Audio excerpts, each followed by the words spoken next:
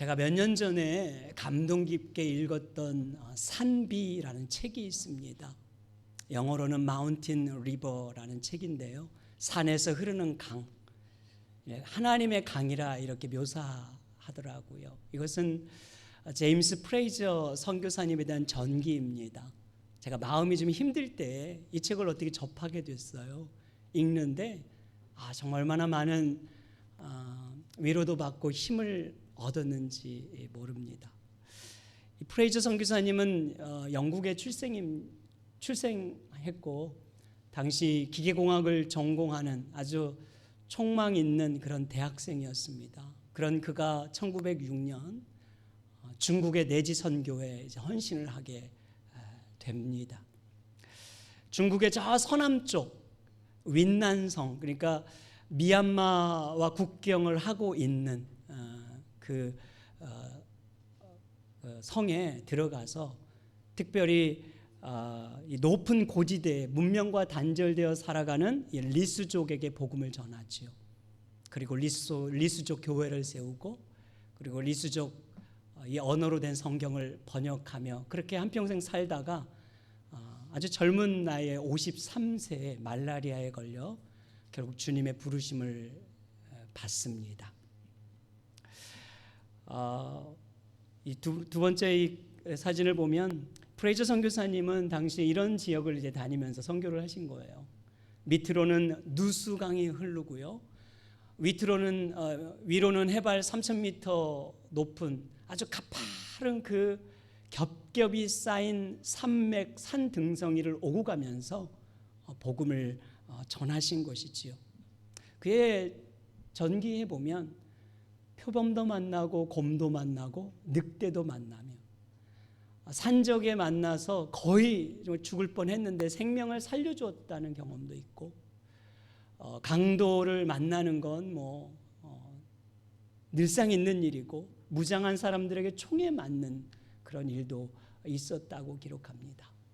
근데 그 중에 특히 이 당시 그 산 높은 고지대에는 이 카친족이라는 부족이 살고 있었는데 그 카친족에게 전사들에게 쫓겨가다 구사일생한 경험이 있어요. 그런 다음에 이제 이런 글을 남깁니다. 한번 들어보십시오. 그러나 이 국경을 넘어오는 경주는 정말로 나를 겁나게 했다. 틀림없이 카친족 전사는 나를 죽이려고 했다. 나는 6가지 환난에서 너를 구원하시며 7가지 환난이라도 그 재앙이 내게 미치지 않게 하신다는 말씀을 기억했다. 그래, 그리스도인은 사명을 다하기 전까지는 죽지 않아. 이렇게 말씀을 붙들면서 그 험난한 여정을 끝까지 감내하셨던 선교사님이시지요. 1900여 년 전 사도 바울과 이 바나바가 이와 같은 심정으로 지금 선교 여행을 하고 있지 않는가라는 생각이 들었어요. 우리가 알다시피 바울과 바나바는 구브로라는 섬으로 첫 번째 이 사역지로 정하고 사역을 한 다음에 거기서 다시 내륙의 아탈리아 항구로 가서 버가라는 지역까지 들어가잖아요. 그리고 이제 버가라는 지역에서 당시 해발 높게는 정말 3,000m까지 이르는 아주 험난하고 위험한 타우루스 산맥을 지나 비시디아 안디옥에 이르게 됩니다. 여러분, 우리가 그냥 상상만으로 생각해 보십시오. 산맥을 지난다는 것은 이게 얼마나 사실 고되고 힘든 일입니까? 위험한 일이에요. 그렇게 힘들게 고생해서 안디옥에 도착해서 복음을 전했어요. 풍성한 열매가 맺었더라 하면 얼마나 좋았겠어요.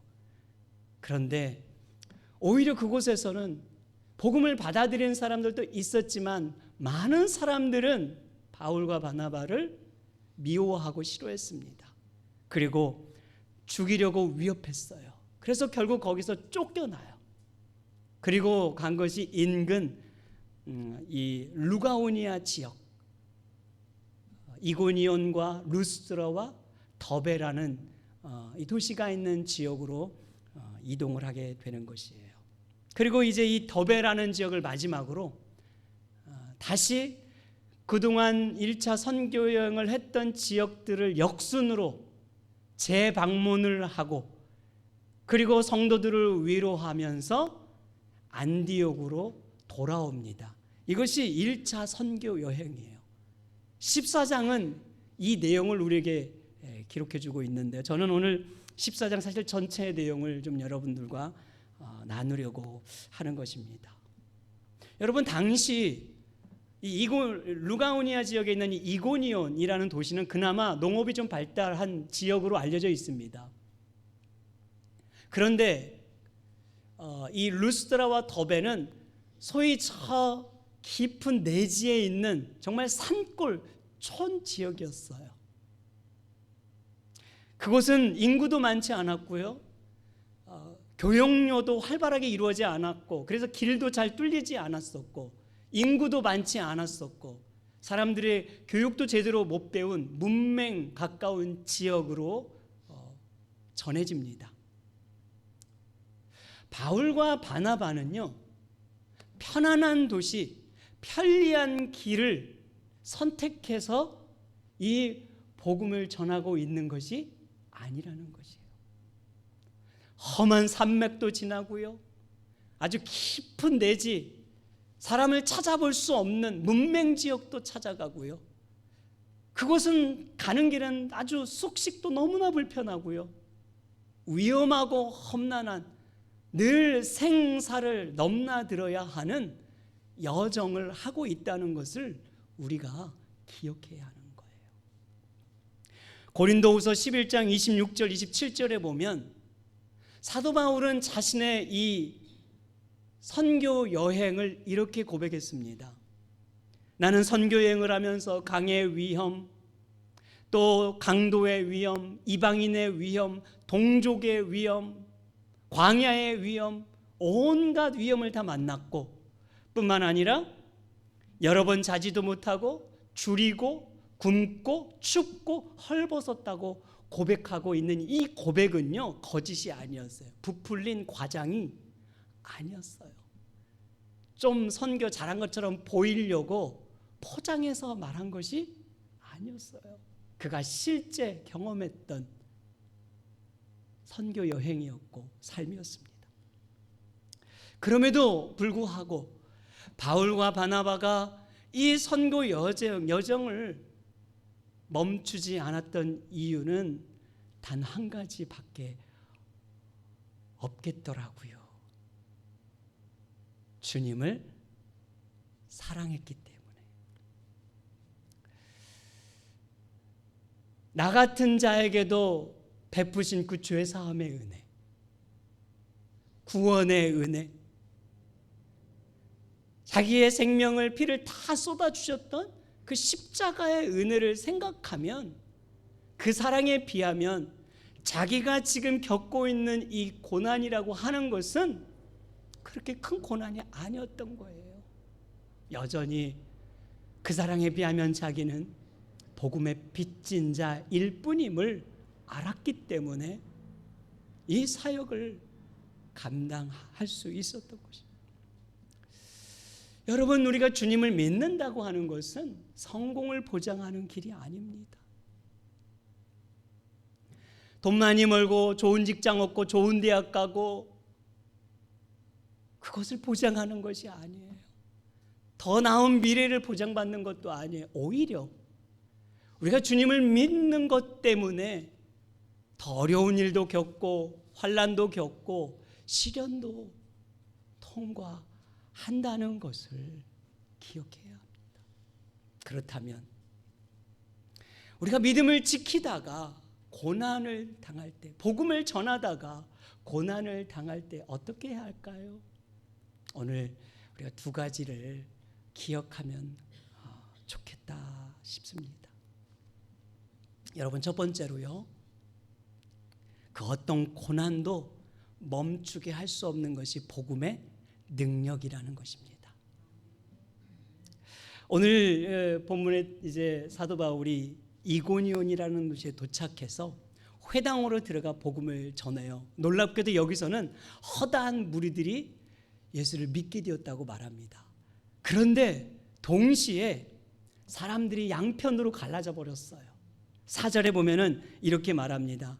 한 사람은 말 그대로 두 사도를 따르는 사람도 생겼지만 다른 편에는 오히려 반대편에 서는 사람들이 생겼어요. 쉽게 말하면 복음을 전할 때는 항상 두 반응이 나타나요. 사람들로부터. 어떤 반응이야? 하나는 복음을 긍정적으로 받아들이는 자가 있는가 하면 거절하는 자들이 있는 거예요. 복음을 믿는 자가 있는가 하면 그 복음을 불신하는 자들이 있어요. 아주 심지어 선동하고 막 악감정을 가지고 괴롭히고 핍박하고 적대하는 사람들까지 생겨나더라는 것입니다. 여러분 실제적으로 교회 가자고 해보세요. 예수 믿으라고 말해보세요. 딱 두 가지 반응이에요. 좋은 반응, 그냥 뭐 밋밋한 반응. 그러나 어떤 부류들은 어떻게 해요? 아주 얼굴을 붉히고, 그죠? 면전에 대고 심한 말도 하고, 아유 재수가 없으려나. 우리 김영진 장로님 맥도날드에서 요즘에 계속 전도를 그렇게 하는데 우리 거 전도지 주면서 이런 반응이 있다고 하시더라고요. 그래요. 실제는 욕도 하고 아주 거칠게 반응하는 사람들이 있어요. 근데 여러분 이거는요 전혀 이상한 것이 아니에요. 그게 마땅한 거예요. 세상이 너희를 미워하면 나를 먼저 미워하기 까닭임을 알리라는 예수님의 말씀처럼. 그래서 예수님이 뭐라고 말했냐면요, 심지어 복음을 전하면, 교회 가자고 하면 살을 맞대고 함께 살고 있는 이 가정마저도 두 마음으로 나누게 된다고 말해요. 근데 정말 그렇더라고요. 저는 불신자 가정에서 자랐다고 제가 누차에 말했잖아요. 예수 안 믿는 가정에서 저는 이것을 아주 피부로 체감하며 경험했기 때문에 그렇습니다. 제가 말했잖아요. 물벼락까지 저도 맞아본 적은 있다고. 물론 이건 가족과는 아니지만 전도하다가 물벼락까지 맞아본 적은 있어요. 그런데 돌에 맞을 뻔한 적은 없어요. 그 오늘 5절과 7절에 이어서 보면은요, 바울과 사도는 어떻게 하냐면요, 사람들이 태도가 극렬하게 아주 바뀌면서 모욕하고 심지어 어떻게 합니까? 돌을 들어 치려고까지 하는 거예요. 그러니까 급히 어떻게 해요? 도망한다고 말해요. 도망한다는 것은 오해하면 안 돼요. 이 폭력이 두려워서 도망했다 그런 말이 아니에요. 그런 얘기가 아니라 충돌을 피하고 싶어서 잠시 다른 곳으로 몸을 피했다 이런 말입니다. 그래서 몸을 피해 루스드라와 더베 지방으로 가서 또 뭐예요? 가서 거기서 복음을 전해요. 놀랍죠? 아이 이게 우리 이런 생각 들잖아요. 아유 내가 뭘 그렇게 잘못했다고? 다시는 내가 그냥 예수 전하나 봐라. 복음 전도하나 봐라. 이런 생각이 들 법한데 바울과 바나바는 가서 또 복음을 전해야 하더라. 여러분 13장 50절과 52절에 보면 우리가 이전에 비시디아 안디옥에서 이제 바울과 바나바가 전도를 하잖아요. 근데 그곳에서 동일한 반응이 일어났어요. 거기서도 어떤 일이 일어나냐면 복음을 받아들이는 사람들이 있지만 한편으로는 시기하고 비방하고 심지어 박해하기 위해서 바울과 바나바를 죽이려고 했단 말이죠. 그래서 또 거기서도 어떻게 쫓겨나요. 그래서 쫓겨납니다. 그래서 이 이고니온으로 온 거거든요. 그런데 거기에서도 뭐라고 말하냐면요, 그들이 이고니온으로 가거늘 하면서 기쁨과 성령이 충만하더라. 이게 말이 될 법한 이야기입니까? 그 일을 겪고도 우리 같았으면 에이씨, 이런 마음 나오잖아요. 이런 감정이 나오죠. 그런데도 기쁨과 성령이 충만하여 가서 또 복음을 전하더라. 어떤 고난과 위협과 장애물과 박해가 있음에도 불구하고 멈추지 않아요. 중단하지 않습니다. 포기하지 않았다는 거예요. 여러분, 우리가 잘 알고 있는 구약의 대선지자 엘리야가 있잖아요. 엘리야도 생각해 보니까 목숨을 걸고 복음을 전했어요. 정말 어마어마한 기적도 일으켰어요. 그런데 그 이세벨이라는 그 악한 여왕이 안 변한 것을 보고 엘리야도 상심이 컸거든요. 어느 정도까지 했어요? 얼마나 여러분 한탄하고 원망스러웠는지 광야로 와가지고 로뎀나무 아래서 영적 침체에 빠지잖아요. 차라리 그냥 죽는 게 낫겠다 하면서 투정 부리고 하나님 앞에 원망하잖아요. 바울과 바나바도 그럴 법하잖아요. 뭘 잘못했습니까? 생명의 주님, 구원의 주님을 전한 것뿐인데, 가장 축복된 그 복음을 전한 것뿐인데 좋은 반응은커녕 돌로 치료하고 박해하고 시기하고 모함하고 죽이려고 하는 이 결과를 보면 힘이 빠질 수밖에 없잖아요. 그럼에도 불구하고 근데 그들은 몸을 피해 다른 지역에 가서 복음을 전하더라. 고난은 오지만 가서 뭐 했다고요? 복음을 전하더라. 조건 반사적으로 하죠. 복음을 전했어.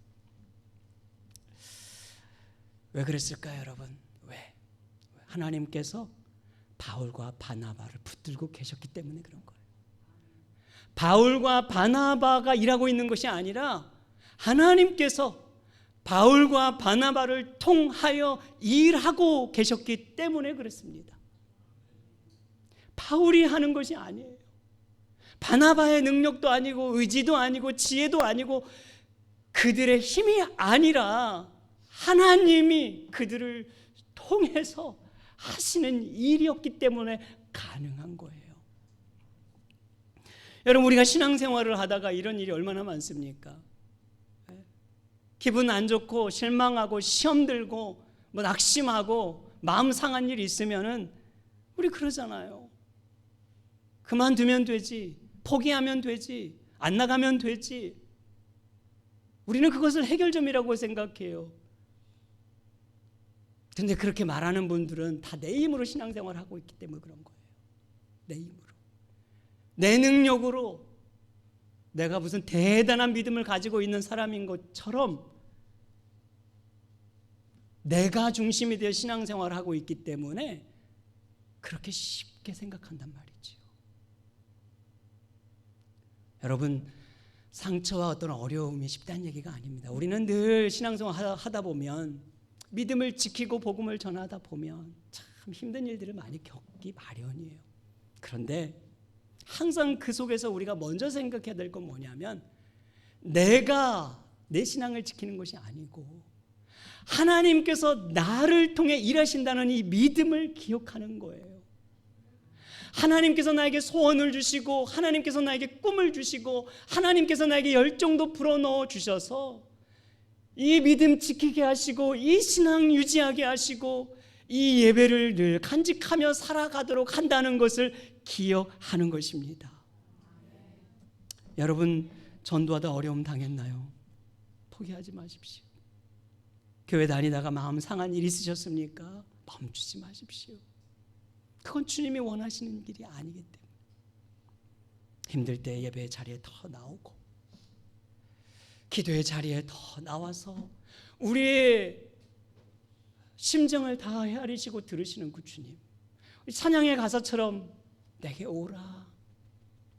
병들었니, 아프니, 좌절했니, 삶에 지쳐있니, 내게 오라. 내게 오라 하신 그 주님 앞에 나아가서 우리가 토로하고 기도할 때 주께서 다시 우리에게 새 힘을 주시고 회복시켜 주시고 힘을 주실 줄 믿습니다. 우리가 두 번째 믿음을 지키고 복음을 전하다 고난당할 때 기억해야 할 것은요, 고난을 통해 생명을 살려내는 복음의 능력이라는 걸 기억해야 하는 거예요.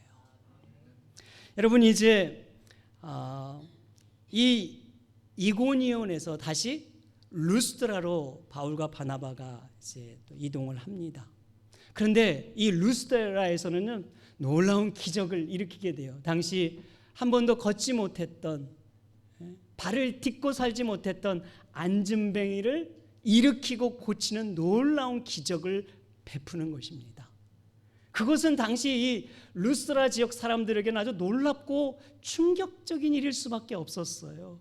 그래서 11절과 13절 이하에 보면 당시 사람들이 루가니아 이 방언으로 뭐라고 말하냐면, 와, 신이 사람의 몸을 입고 왔노라 하면서, 저 바나바는 제우스 신으로 생각했고 바울은 이 헤르메스라는 신으로 여겼어요.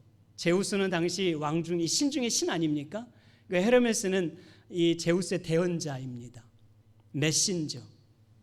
그러면서 막 제사장들이 와가지고 바울과 바나바의 앞에 와가지고 제사를 드리고 막 절을 하고 예배를 드리려고 하는 거예요, 쉽게. 그러니까 그때 이제 바울과 바나바가 이제 행동을 하는 것인데, 여러분, 이들이 이런 행동을 하는 이유가 있습니다. 당시 내려오는 구전 이야기 때문에 그런 거예요. 전에 내려온 이야기에 의하면요, 어느 날 제우스와 이 헤르메스 신이요, 인간의 몸을 입고 이 루기아니아 이 지역을 이제 돌아다니면서 자기 하룻밤 재워달라고 요청을 했다고 해요. 그런데 가난한 부부를 제외하고 모든 사람들이 다 거절하고 배척했다는 거예요. 그래서 이 제우스 신이 화가 나가지고 자기를 환대해줬던 이 가난한 부부만 제외하고 다 심판에 멸해버렸다는 그런 이제 이야기였어요. 그러니까 당시 이 사람들은 그때를 생각하면서, 와, 바로 그 신이 인간의 몸을 입고 왔다고 생각했어요. 그러면서 바나바는 제우스, 왜냐하면 나이도 있고 뭔가 이렇게 신사적이면서 이렇게 어른처럼 가만히 있는 모습을 보였기 때문에, 바울은 막 연설을 하고 말을 하잖아요. 그러니까 메신저, 헤르메스 신일 것이다, 이렇게 이제 생각을 했다는 것이죠. 그때 자기 앞에서 숭배하려고 하는 그 백성들을 향하여 바울과 바나바는 소리를 치죠. 여러분, 저희들도 여러분과 같이 성정이 같은 인간일 뿐입니다. 우리가 예배해야 될 분은 천지 만물을 지으신 여호와 하나님 한 분밖에 없습니다 하면서 복음을 전하는 거예요.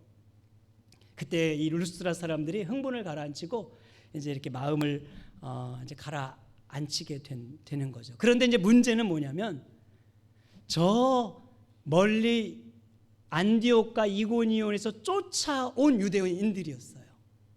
당시 여러분 19절에 보면은요, 안디옥은 100마일 정도 떨어져 있는 곳이고 이고니온은 약 25마일 떨어져 있는 곳인데, 그곳에서부터 바울과 바나바를 죽이겠다고 혈안이 되어 쫓아온 유대인들이 있었어요.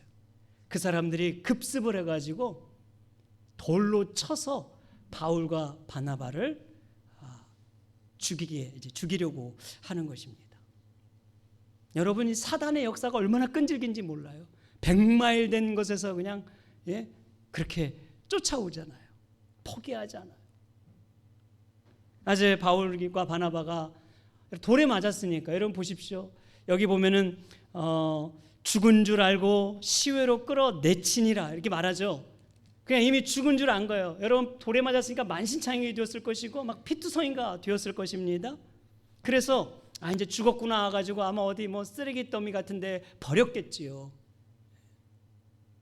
고린도후서 11장 25절에서 바울은 이때의 기억을 회상하면서 내가 한 번 돌에 맞았다라고 이렇게 말하는 걸 보면 아마 지금 이 루스드라의 일을 기억하고 있었던 것 같습니다. 자, 20절과 21절에 보면은요, 이렇게 이제 기록을 하고 있는데 한번 읽어보시죠. 20절과 21절 시작. 제자들이 둘러싸였을 때 바울이 일어나 그 성에 들어갔다가 이튿날 바나바와 함께 더베로 가서.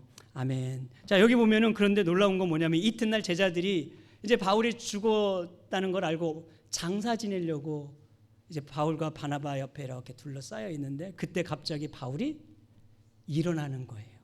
일어나. 일어나.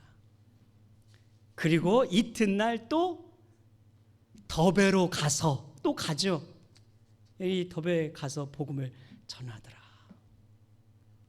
놀라운 이 장면이죠. 어떻게 일어날 수 있었을까요? 하나님께서 지켜주셨기 때문이죠. 일어나라는 이 단어는요, 예수님이 죽으셨다가 일어나셨다라고 표현했던 그 단어예요. 예수님의 죽음과 부활을 묘사할 때 쓰는 동일한 단어입니다. 그러니까 무슨 말이에요? 바울과 바나바가 일어났다는 것은 마치 돌에 맞아 지금 실신에 죽은 것 같은, 아예 죽어 보이는 그들을 누가 살리셨다고요? 하나님께서 살리셨고 소생시키셨고 힘을 주셨다고 말하고 있는 거예요. 70마일이나 떨어진 더베까지 이튿날 또 걸어가. 이게 말이 정말 될 법한 이야기입니까? 가서 또 복음을 전해요. 이 대목에서 저는 제가 서두에 소개해드렸던 제임스 프레이저 선교사님 이야기가 생각이 났어요. 그리스도인은 사명을 다하기 전까지 죽지 않아. 여러분 그래요. 정말 사명 다할 때까지 죽지 않아요. 그런데 우리 주변에는 이해할 수 없는 그런 죽음들 있잖아요. 우리가 다 해석할 수 없어도 오늘 이 말씀을 통해서 분명한 사실 한 가지는 뭐냐면 내가 아직 살아있다는 것은 사명이 남아있다는 거예요. 하나님께서 주신 사명이 남아있다는 것이고 생명을 거두어 가셨다는 것은 그 사명이 다 했다는 걸 의미하는 거예요. 지금 우리는 여전히 주님 주신 사명이 남아있습니다. 우리에게 나머진 이 삶을 그 주의 사명을 다 하시는 저와 여러분 되길 축복합니다. 여러분 여기서 이런 의문점이 들었어요. 왜 하나님은 돌에 맞게 그냥 하셨는가? 저 안디옥부터 쫓아온 그들을 중간에 들짐승을 보내서 가로막게 하실 수도 있고 혹은 돌에 맞지 않도록도 하실 수 있는데 왜 하나님은 돌에 맞아 거의 실신 아니 거의 죽도록 내버려 두셨는가 하는 점이에요. 왜 그럴까요, 여러분? 그 이유는요, 생명을 살리기 위해서 그런 거예요. 한 생명을 살리기 위해서 그런 거예요. 한 생명을 살리는데 때론 우리의 고난과 아픔과 눈물과 저와 여러분들이 겪는 시련을 재료로 삼으신다는 걸 말해주고 있어요. 여러분 사도행전 16장 1절과 2절에 보면은요, 이 디모데라는 사람을 언급하는데 이렇게 기록합니다. 바울이 더베와 루스드라에도 이름에 거기 디모데라는 제자가 있으니 그의 어머니는 믿는 유대 여자요 아버지는 헬라인이라. 디모데는 루스드라와 이고니온에 있는 형제들에게 칭찬받는 자라 이렇게 말했어요. 그런데 여기 보면 이미 디모데가 제자라고 하면서 그 지역을 루스드라에 있었다고 말하죠. 루스드라에 이미 디모데라는 한 제자가 있었다고 이야기하는 거예요. 그런데 디모데가 자신이 바울이 이 디모데에서 디모데후서 3장 11절에서 뭐라고 말하냐면은 이렇게 말합니다. 루스드라에서 당한 일과 박해받은 일을 보고 알았던 디모데 이렇게 말해요. 그러니까 이게 환산하면 무슨 말이냐면요, 이 루스드라에서 바로 디모데가 있었는데 디모데가 바울이 전한 복음을 들었고 바울과 바나바가 돌에 맞아 죽을 뻔하는 그 모든 장면을 지켜보았다는 것이에요. 그리고 변화를 받아 주의 제자가 되었던 디모데였다고 말하고 있는 거예요. 그러니까 여러분 돌에 맞아 이 쓰러져 있는 바울을 이렇게 둘러싸여 있는 제자 가운데 누가 있었단 얘기예요? 디모데가 있었단 얘기예요. 보십시오. 바울이 돌에 맞음으로 디모데라는 한 생명을 살려낸 것이죠. 그 디모데가 바울의 든든한 동역자가 되고 영적 아들과 같은 존재가 되지 않습니까? 놀라운 하나님의 일하심이죠. 반전이죠. 사랑하는 여러분, 그리스도인은요, 눈은 눈으로 이는 이로 살아내는 게 아니에요. 5배로 갚아주면 되지. 아닙니다, 여러분. 예수 믿는 사람은 전혀 다르게 사는 거예요. 반대로 살아갑니다. 때론 자존심 상해서 욕을 먹을 수도 있는 거예요. 때론 억울한 일도 참아낼 수도 있습니다. 아니, 때론 돌에 맞아야 할 때도 있어요. 그냥 누가 던진 돌에 아무 이유 없이 맞아야 할 때도 있단 말이에요. 왜 그럴까요? 그 일을 통하여 하나님은 한 생명을 살려내시기 위해서, 한 생명을 살려내시는 일을 위하여 우리로 하여금 그 일을 겪게 하심을 기억하십시오. 고난으로 생명을 살려내시는 하나님, 억울함과 비난과 손가락질을 받지만 그 일을 통하여 한 생명을 살려내시는 놀라운 이 하나님의 일하심을 믿으시길 바랍니다. 말씀 맺습니다. 사랑하는 여러분, 복음은 믿는 자들에게 구원을 주시는 하나님의 능력입니다. 그 어떤 고난도 복음을 가로막을 수 없어요. 오히려 고난을 통해서 한 생명을 살려내는 것이 바로 복음의 능력입니다. 이 복음을, 내가 가진 이 믿음을, 주님을 향한 이 신앙과 사랑을 부끄러워하지 않는 우리 머무는 교회가 되기를 주님의 이름으로 축복합니다.